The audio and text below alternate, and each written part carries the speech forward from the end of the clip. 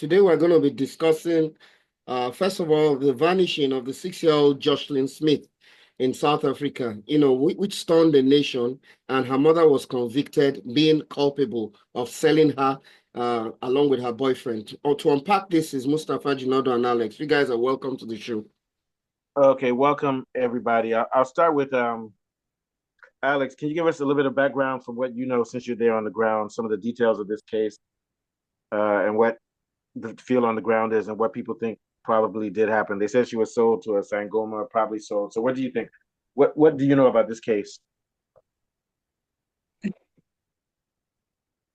Um, you know, to be honest, I don't know, maybe I'm a bad person. I actually only found out about the story when you sent me the link to it Oh, because I don't okay. really, I'd heard of it. I yeah. heard of it. And I'll I start was there. surprised. Go ahead. Go ahead. You go ahead. Go ahead. Yeah.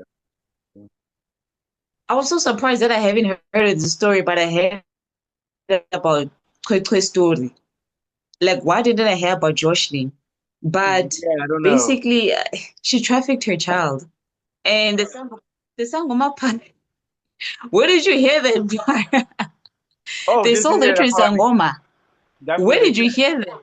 That's in the news. Did you see it at Falabi? Yeah, it's Yeah, in the news. Yeah, it's I saw it on BBC, saw it even in South Africa. I watched several shows, South African shows, and what they said is that the Sangoma said that children with green eyes and light skin are very valuable, and that's what they told the police when the police when the police interrogated her boyfriend and his friend. They said that they sold the child to Sangoma because yeah, the a Sangoma says traditional healer. the child is very light skinned, very green eyes, striking, pretty young lady and stuff. So they said they sold it. And then when some people, the neighbor asked Joshlin said, "Oh, my daughter's on a ship to West Africa." That's another story. So they're saying they sold her to probably Nigeria or something, which was probably we don't know if that's true, but there's conflicting stories. And she said her boyfriend sent the child on a ship to West Africa as a slave. Then those boys told the police that they sold him to a Sangoma. You heard about the Sangoma story, right? Afalabi. Yes, I did. They actually said a traditional healer, that they Yeah, sold yeah, that to traditional that was the healer. word but they use the word Sangoma, but yeah, traditional healer, same thing. Sorry, continue, Afolabi. Yeah, so basically, it's a very disturbing story, and it highlights some of the endemic issues in South Africa of extreme poverty, basically. And this is just a failure of family filial values. Imagine a mother selling her 6-year-old daughter, someone that is still very vulnerable, someone that's still supposed to be under parental tutelage, for $1,100. That's ridiculous. I was reading an excerpt and they said the child was sold for $1,100. We don't even know if she's been killed now because Yeah, the child's grandmother is really, really upset. She wants to see her granddaughter. She couldn't care less what happens to her daughter, because she was really stunned that her daughter could pull this off from a child that you gave birth to. And it just shows to what extent some of the ills in South Africa can get to, especially when it comes to extreme poverty and some of these traditional practices.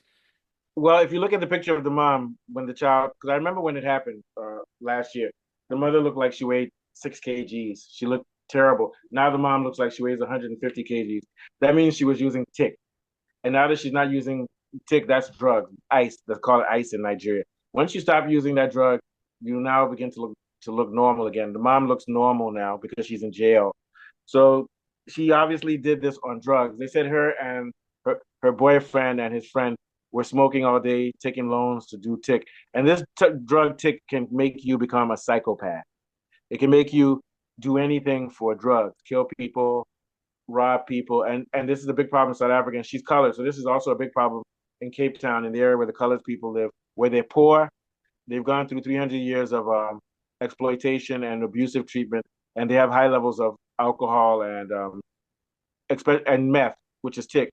That drug has destroyed. I lived in South Africa. I lived in Cape Town, so I know exactly what that drug can do. So this is a problem of not just poverty, extreme poverty, and also drugs and hopelessness. And then the drugs changes your personality. You'll do anything for the drugs. They showed where she lives. She lives in a tin shack made out of basically just like a beer can, made Yeah. out of tin. That's where they live. So you're living in super poverty, super crime, and drugs. My guess is that she sold her daughter for money so that she could smoke some more. And that's how drugs work. When you're high off of drugs, at that moment, all you care about is the next high. You sell your house, you sell your car. Most people stop, but with those, especially with tick, it's a very violent, it's a very extreme drug. People don't stop. They'll do anything, even sell their child. What are your thoughts, Alex? Honestly, when it comes to children, the stories are always going to be disturbing and heartbreaking. I feel like it's one of those rare cases where the horror isn't just what happened, it's in who allowed it to happen. It was a mother. The betrayal Yeah, of trust here cuts especially deep because it involves a mother, someone who should be a child's first protector. Being the one who put her child in harm's way is just crazy. yeah. Well, that's And what hurts even more is knowing that this didn't happen in a vacuum, yeah. I mean, I've seen enough, even in the U.S. you for know? people who use crack.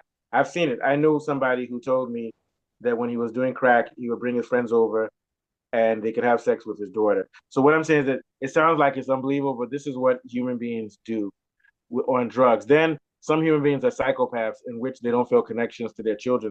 If you're a psychopath, you don't care. If your child dies, you don't care. Some people are built that way. These are the people that usually become soldiers, Mm. or either they become a soldier or a thug. They don't care. Jeffrey Dahmer would kill people and eat people. So a lot of these people are mentally ill because to me, psychopathy is a mental illness. But if she's using drugs and she is caught up in that drug, when you don't have that drug, you go crazy. You feel like you'll do anything Yeah. for it. So to me, we always Oh, know a normal mother wouldn't do this. This is not a normal mother. This is someone on. And when people are on meth, they start having hallucinations. Oh, I saw the devil. He told me to kill myself. Or I saw the devil. He told me to sell my child. Or the devil told me I should jump off of a building. This is what people do. What are your thoughts, Afolabi?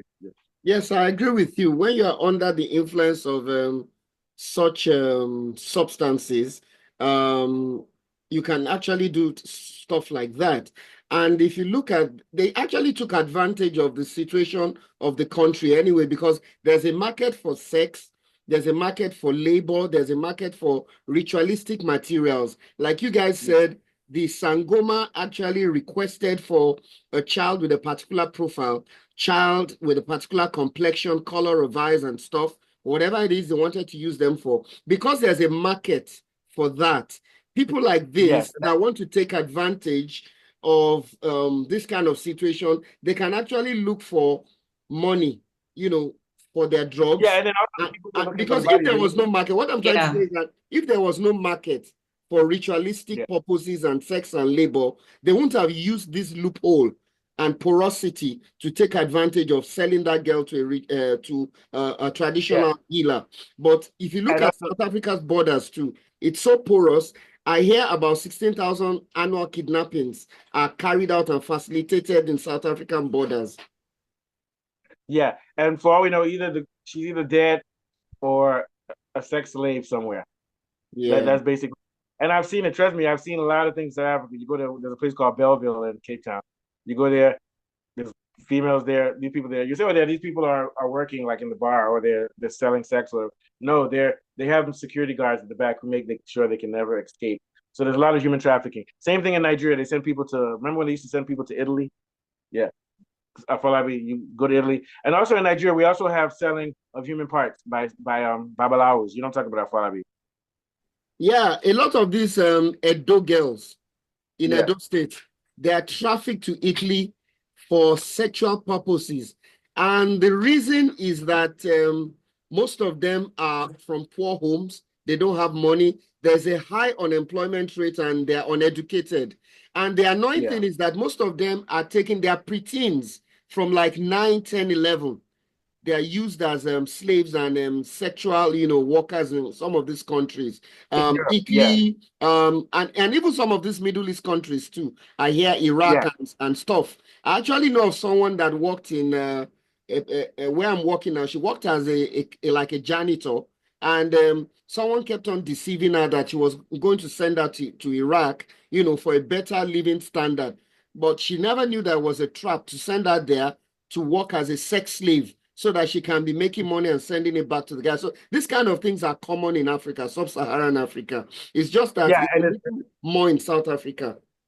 and in the US, the reason that the numbers may be less, I don't even know, is because it's more economically stable. So all of this Yeah, always boils down to the same thing. South right. Africa is a rich country, which has And I too many think problems. the level of literacy in the US is it is a lot more higher. Yeah, well, it all ties to money. So like I was saying, in America, it's more difficult to exploit people because there's money and they have resources. But if you look at this woman, she was using drugs, tick. She sold her child. She wanted 20,000 rand. She took $100. Mm. She'll use that to buy drugs. That's a lot of tick too. That'll last her for a couple of weeks, but she'll end up killing somebody or killing herself with those drugs. So it's a serious problem. And it goes back to the fact that South Africa, which is one of the richest countries in the world with resources, and see the way that blacks and people of color, colored people are living. The fact that nobody's ever found this girl, nobody knows where she is. They even arrested a Sangoma, but said not enough evidence. Nobody knows where she is. Once again, I'll say if it was a white kid, they will find that one very quickly. So the divide in money and the divide in racial status makes a big difference because it seems like kids of color or black kids aren't appreciated. Same thing with Trey Trey. Nobody knows what really happened to her. There are even rumors that maybe it was made up or it could have been somebody in her family. And there are rumors that her mother, Trey Trey's mother, either made up the story to capitalize off it, or even if the story is true, she's trying to capitalize off of it. And you think about it, if she was raped at home at a party, where's the supervision of this child? Because it doesn't appear that she was raped at school. But her mother's black. Same thing with this woman. This woman is a colored. She said she left her child with her boyfriend. And when she came back, the child wasn't there. Then 6 hours later, she went to the police. She wasn't even crying. Yeah. So you see the way that people of color and black are living in South Africa, in a country that has tons of money. Ramaphosa is a millionaire. Even what's his name that was supposed to be fighting for the people. Malema's a millionaire. They're all millionaires. I don't see any of these people standing up and saying what's happened to these kids, using their power to find out what happened. What do you think, Alex?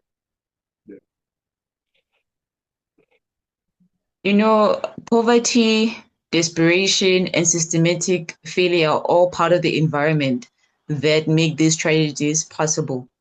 When families are unsupported, when social services are underfunded or ineffective, when communities are left to fend for themselves, children become invisible, vulnerable, and easy to exploit. And also the parents become easy to scam because there's no way that it just really frustrates me, this story. Yeah, well, if you see where they live A child is gone now and we don't even know where she is. Yeah, after this time, it's too And late. I hope for her sake that she. Yeah, well, here's the question. Go ahead. Yeah. I just hope that no, I was just saying that I hope at this point at least the child is, unalived, because I mean, to imagine a child being put in this much pain, I just can't imagine that. Like that's really messed up. Better if she's not alive, because if she's alive, she's For probably real. somewhere. But I doubt that she is alive. And her mom doesn't seem to be too distraught. I just don't get this, man. To be honest with you, Yeah, just like you, I don't know. There's no emotion. Yeah, I don't know, man. That's why I said maybe she's There's naturally no a emotion psychopath. on her part. There's some people who she's on Yeah, she substance, even so flirted with she her may not show too boyfriend. much emotions. No, but she's not on substance anymore because she's in jail and she's put on weight. But who knows? She might have just burnt her brain out from all her years of using drugs. But my view, she hasn't used drugs because she's been in jail during this whole process for a year. When she was but she still doesn't seem like she is. Not everybody who does drugs ends up doing this to their children. So she must be a hard person anyway. And there are rumors that she was saying she'll have more children to sell them for drugs. Can you imagine that, man? Can you imagine And she was that? probably That's ridiculous. yeah. So Oh people my have children God. for drugs, man. That's a rumor. I'm not saying that that's true, but she said that to people. So who knows, man? Afabi, what are your thoughts? So, well, Nah, she definitely. given the same circumstances, under the same kind of pressure from substance, she could actually do the same thing again. And I want to, Yeah. some of the blame is to be given also to the police and the law enforcement. Some of these people that are under the influence of substances, they belong to some syndicates that are involved in selling drugs. And some of them, they Yeah. perpetrate these acts, and it goes under the radar because they're able to settle the police. They're able to bribe the police to, to cover the cases, and some of them are not even had. I think this one was just a lucky one. A lot of kidnappings like this have gone under the radar because they were able to like settle the law enforcement, and nobody really, found out about it. So I think the law enforcement too has been compromised, and they're seriously Yeah, but corrupt. but think about this. Maybe the law people are covering up who actually did it, and they're just arresting these people because they said that they found blood and a knife, but I never found out what the results of those tests were. They didn't release results of those forensics on the blood and the knife. Maybe it was the girl. Then they arrested a Sangoma and let them go. So maybe they're human traffickers, and they told the police, yet, and these people said, "Oh, these are the people who did it." And the police said, "No, those people didn't do it. Those people Oh are yeah, our it's bosses." possible. It's possible. We don't Tell us, even know if the girl is killed now. because here's the thing: these people didn't have the girl, and they wouldn't have just killed the girl for nothing. They sold this girl to someone, and we haven't found who they sold it to. It may be a powerful syndicate. These syndicates own South Africa. The drug syndicates and crime syndicates own South Africa. I used to tell my friends in South Africa, if I ever get in trouble with gangsters, I'm not going to go to the police to report the gangster, because the next day they'll say, "We'll help you," and the police will come with the gangsters and kill me. Same Yeah, thing in America. In sure. America, I would never go to the police and tell them, yo, this drug dealer is threatening me. Because there are people who work in the US police department who will now call them and tell them, informants. So this is the sad world that we live in. Any last thoughts, Alex, before Afolabi takes us out? Um, Joshlin's story definitely leaves a deep scar, not only because of what happened to her, but because it speaks to the larger, painful truth. In South Africa, too many children are left exposed to dangers that no one should face. Even in my Yeah, neighborhood, when I go out, like there's kids still playing at 9 p.m. So, like, the failure to protect our youngest isn't just a matter of law enforcement, it's a societal failure, one that we've allowed to go on far too long. Like, every child deserves safety, and every parent needs to support, that needs the support to protect their children, right? yeah. But until we face the root of the problem, which is systematic neglect, lack of resources, and a broken support system, like you don't really look over what your neighbor is doing. It's like Yeah. we're That's not because everybody is united. dysfunctional. I think that Everybody also is plays. dysfunctional. Yeah, everybody is dysfunctional because of the Yeah, if society. I see your Like, child playing PM, like that is not my child.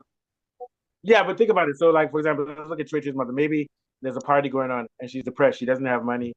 Her boyfriend left her. She's drinking beer. Where's your child? Oh boy, leave me. I don't worry about my child. What about my boyfriend? I'm drunk. You understand? So everybody's under stress. The parents are under stress too. So they're not looking out for the kids because they're under stress. They're worried about money. They're worried about all kinds of things. So it's a society and that's totally falling apart. In general, black society. That's why we're vulnerable. White people have so much. A lot of white families in America, the husband will make $100,000 a year and the mom will stay at home and watch the kids because they can afford to. In Africa or in the black world, everybody got to Yeah, work and you don't even have money for daycare. So your children are on their own. So your children learn work too. They learn that work by joining gangs and things like that. Parents don't have time to look at their children's grades because they're worried about getting fired or whatever type of work they have to do. So yeah, it's a big problem. And but yet, Ramaphosa's kids are doing okay. Zuma's kids are doing okay. and you know Malema's kids what? are doing okay. What are you gonna say? Yeah, you said You know what Mahatma Gandhi once said? The what? true measure of any society can be found in how it treats its most vulnerable members. Yeah, children and people who don't have as much money. We're not saying that everybody in South Africa should be rich, but people at the lower level of income should have basics: water, electricity, stipends, funding, job Yeah, training, healthcare, healthcare. and also security. The And police, security everything. as They well, need yeah. it more. They need it more than the rich, because the rich, nobody's going to go and attack the rich. All right. So last thoughts, Afalabi. And we should What do be you have to more say before we get out? united. Like we should be Yeah. more Yeah, united. more united. Yeah. There's no united yet, like you said, because you said There's the no other day, unity. Yeah. if whites leave South Africa, it's bad for South Africa. If blacks leave, but the whites and blacks and Africans and the British and the colors, they all have to Yeah. realize they're in it together. They are all in it together because eventually the country will fall apart, and even the whites and everybody else will follow and have the same problem. And the Americans and the Russians and everybody will be smiling because they take all the minerals from South Africa. The whole country will be fucked. So, like you said, there needs to be true rainbow nation, which is that every citizen, whether you're Elon Musk, who's a billionaire, or you're so and so who's making only 200 rand a month, if your country has minerals, everybody should be living well. What are your thoughts, Falabi, before Yeah, we everybody take should this be up? living well. There should be some level of communal living. There's people should be able to watch their backs, basically. I mean, we grew up in uni like Mustafa, and if your Yeah. dad saw me doing something bad, you would imagine he would call my dad and Oh yeah, I'll be in immediately trouble when I report get home. and I'll be reprimanded. So everybody watches each other's backs. You can't do anything because you know that the next parent is going to report you to your dad. But we don't have this kind of scenario in South Africa. They're like silos. Yeah. Everybody's just isolated. Nobody cares Yeah. about anybody. And some of these organized crime networks that do drugs, some of them have sophisticated criminal syndicates internationally outside the country. So it Yeah. makes it difficult to detect and prosecute when there is an offense because they cover Yeah. up. And some of them have patrons in government. So it's just a very difficult situation. Yeah. Yeah. All right. So we'll try to come back and follow this story in future episodes. Take us out, Falabi. Thanks. Okay, another brilliant South African show, and I've been discussing the disturbing issue of a mother that sold her child. Uh, we'll be back sometime this week or next week. And from Alex and Mustafa, it's bye for now. Thank you.